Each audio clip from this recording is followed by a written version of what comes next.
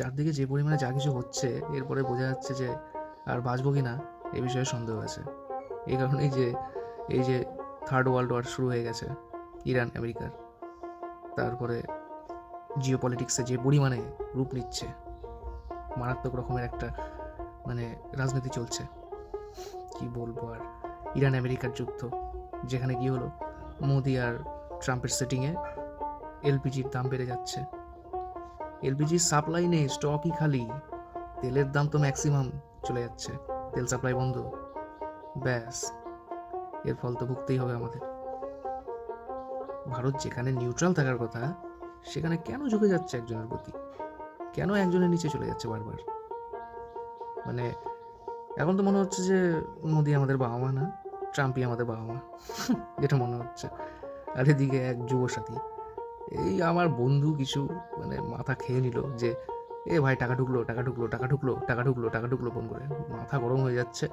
টাকা তো ঢোকেই নি, বরঞ্চ একটা এমনি একটা গ্রিটিং কার্ড যেটা পাঠায় সেরকম টাইপের একটা এসএমএস দিয়ে রেখে দিয়েছে।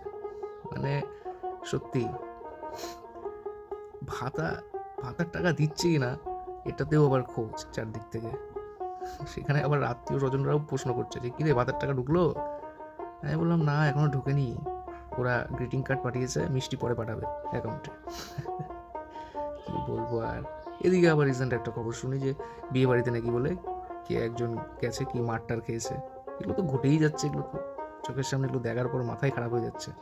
এমন অদ্ভুত অদ্ভুত সব নিউজ শুনতে পাচ্ছি। এদিকে আবার কোথাকার এক নিউজ দেখলাম, ওদের তো খেয়ে দিয়ে কোনো কাজ নেই, যে উল্টো পাল্টা নিউজ দেখাচ্ছে। দেখাচ্ছে যে এক নাকি বলে বিয়ে করতে গিয়ে এক বলে জামাই নাকি বলে তার শাশুড়িকে নিয়ে পালিয়ে গেছে। মাথায় নষ্ট, মাথায় খারাপ। এই সমস্ত নিউজ দেখছি, দেখে হাসছি না কাঁদছি, মানে হাসবো না কাঁদবো সেটা নিয়ে আমি মানে প্রচণ্ড সন্দেহ আমার, মারাত্মক রকমের সন্দেহ। আর এদিকে টলিউডের যে সমস্ত নায়ক নায়িকারা আছে, তারা তো পুরো দমে একদম রাজনীতিতে নেমে গেছে। কাঞ্চন মল্লিক হাওয়ার মধ্যে উড়ে উড়ে একদম আসছে, পুরো টারজান সেজে। আলাদাই ব্যাপার, আলাদা এরকম কি চলছে দেশে, সেটা আর কারো বোঝার ক্ষমতা নেই। আসল টপিক সমস্ত হারিয়ে গেছে, আর দুনিয়ার ফলস টপিক নিয়ে দুনিয়ার সমস্ত কিছু চলছে। এই তো এইভাবেই চলছে, চলুক আর কি। বিভিন্ন রকমের পিএসসি রিক্রুটমেন্ট তো বহুত দিন ধরে বন্ধ, আর এসএসসি উড়িয়ে বাবা, এটা তো মারাত্মক স্ক্যাম, এটা তো বলা তো মুশকিল। এই বাবা, এই বিচারপতি চেঞ্জ, সাংঘাতিক স্ক্যাম। যে ম্যাডাম, অমৃতা সিংহা ম্যাডাম যে রায় দিচ্ছিলেন, ধীরে ধীরে ধীরে ধীরে গরুর গাড়ির মতো চলছিল সমস্ত কিছু, সেই রায় দানের ক্ষেত্রে কি হলো, সঙ্গে সঙ্গে জাজ চেঞ্জ। এখন নতুন বিচারপতি এসছেন, আবার প্রথম থেকে ধারাপাত শিখবেন, তারপরে গিয়ে বোর্ডে অঙ্ক টুকবেন, কষবেন, তার ফলাফল বেরোবে। এই তো হলো ব্যাপার, চলে যাচ্ছে এভাবে। আবার মার্চ থেকে এপ্রিল চলে গেল রায়দান, আর এর মধ্যে আবার ইন্টারভিউর ডেটও দিয়ে দিল। এখানকার সমস্ত কিছু ইন্টারভিউ হয়ে যাওয়ার পরে তার নাকি রিক্রুটমেন্ট নাকি ওই রিট পিটিশনের ভিত্তিতে তৈরি হবে। রিট পিটিশন যদি বদলে যায়, মানে রিট পিটিশনের যে কেসটা হয়েছে সেটা যদি ফলটা অন্যরকম আসে, তাহলে একদম সমস্ত নিয়োগ ক্যান্সেল, আবার নতুন রিপ্যানেল হবে। আলাদাই বাবা, আলাদাই জগতে আমরা আছি, আলাদাই জগতে। মানে সিওরিটি নেই, কোনো কিছুর ক্ষেত্রেই সিওরিটি নেই, সব সব জায়গাতেই অনিশ্চয়তা, চাকরির ক্ষেত্রেও অনিশ্চয়তা। এরপরে কোন দিন অ্যাটাক আমাদের ভারতে এসেও হবে, থার্ড ওয়ার্ল্ড ওয়ারের মধ্যে আমরাও ঢুকে যেতে পারি। আলাদাই রকমের চলছে রাজনীতি, সব জায়গাতেই রাজনীতির প্রভাব সুদূর প্রসারী। ছোটবেলা থেকে ভাবলাম যে বাবা মা যদি আমাদেরকে এই পড়াশোনা না শিখিয়ে যদি একটু রাজনীতিতে ঢোকাতে পারতো, ছোটবেলা থেকে মারাত্মক রকমের একটু মিথ্যা প্রবচন দিতাম আর মারাত্মক রকমের লেকচার দিতাম। এটা মানুষজন ইমপ্রেস হয়ে বলতো যে হ্যাঁ, এই একেই ভোটে দাঁড় করাও, এমএলএর টিকিট দিয়ে দাও, এমপির টিকিট দিয়ে দাও। একদম 18 বছর বয়সের আগের থেকে 12 বছর থেকে একদম পুরো পুরো ফর্মে একদম রাজনীতি করতাম, সাংঘাতিক।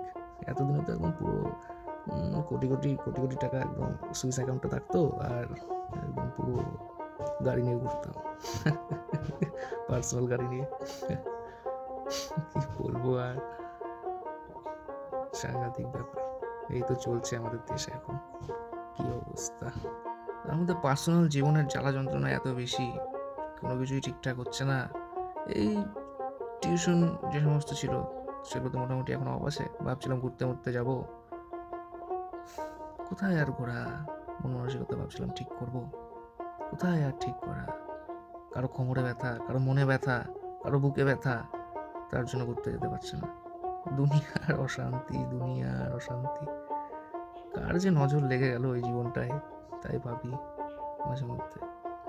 খুব চাপ, খুব চাপ। ভাবছিলাম যে এই কয়দিন পাহাড়ে গিয়ে কারোর সাথে কন্ট্যাক্ট রাখবো না, কারোর সাথে কোনো রকম কিচ্ছু করবো না। এই 3 দিন মানে নিজেকে সময় দেবো। আমি আর প্রকৃতি, আমি আর নেচার, এর মাঝখানে থাকবো। কেউ আসবে না আমাদের মাঝে।